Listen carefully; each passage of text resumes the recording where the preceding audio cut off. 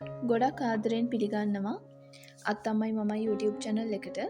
ඉතින් හවසට තේ බොන වෙලාවට ඉඟුරු දාලා ප්ලේන් ටිකක් බොන ගමන් කන්න රසම රස කෑමක් හදන විදිය තමයි මම අද කියලා දෙන්නේ. ඉතින් මේක හදාගන්න හරිම ලේසි. විනාඩි 10න් හදාගන්න පුළුවන්. අමුද්‍රව්‍ය දෙකයි අපිට අවශ්‍ය වෙන්නේ. එහෙනම් බලමු කොහොමද මේක හදාගන්නේ කියලා. ඉතින් අපිට අල ටික තම්බලා පොඩි කරගන්න ඕන. සාමාන්‍ය ප්‍රමාණය පොඩි අලගෙඩි 3ක් තමයි ගත්තේ.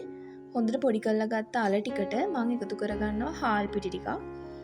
හාල් පිටි නැත්තම් කෝන් පිටි දාගන්න පුළුවන්. මේ දෙකම තියෙනවා නම් දෙකම දාගන්න. මේකේ අර අල බෝලෙට ක්‍රිස්පි ගතිය එන්නේ මේකෙන් තමයි. ඉතින් මේ වගේ ප්‍රමාණයට බෝලයක් හදාගන්න පුළුවන් ප්‍රමාණයට එනකම් බලලා ඔයාලා පිටි එකතු කරගන්න. දැන් මේකට මම රසානුව ලුණු කුඩු ටිකක් දාගන්නවා. ඊළඟට කෑලි මිරිස් ටිකක් දාගන්නවා. කැමති නම් මේක සැරට හදාගන්නත් පුළුවන්. ඊළඟට ගම් මිරිස් කුඩු ටිකක් දාගන්නවා. දාලා මේක හොඳට අතින් කලවම් කරගන්න ඕන.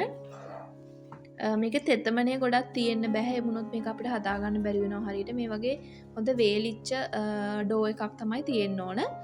දැන් අපිට පුළුවන් මේක පොඩි බෝල හදලා මේ විදියට පොඩි බෝල හදාගන්න. ඊළඟට තෙල් එකක් ලිපේ තියලා ඒක රත් වුණාට පස්සේ අපි හදාගත්ත අල බෝල ටික මේකට දාලා හොඳට ක්‍රිස්පි වෙනකම් බැද ගන්න ඕන.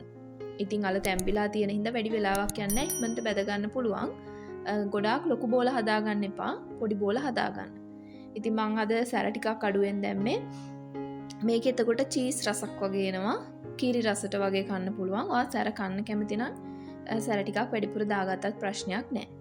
ඉතින් හවසට ඉඟුරු දාලා ප්ලේන් ටිකක් බොන ගමන් ඔන්න රසම රස කෑමක් තමයි අද කියලා දුන්නේ. විනාඩි 10න් හදාගන්න පුළුවන්. ගෙදර අල තියෙනවා නම් පිටි තියෙනවා නම් හදාගන්න පුළුවන්. පොඩි බබාලට දෙන්නත් මේක ගොඩක් හොඳයි.